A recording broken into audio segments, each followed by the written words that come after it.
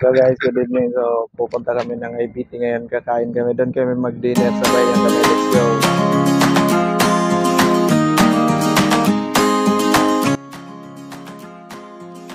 Ayan na. So papunta na kami dito sa loob.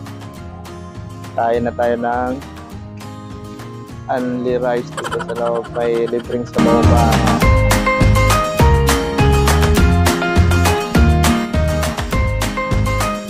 So dito tayo sa may only rice, only fish.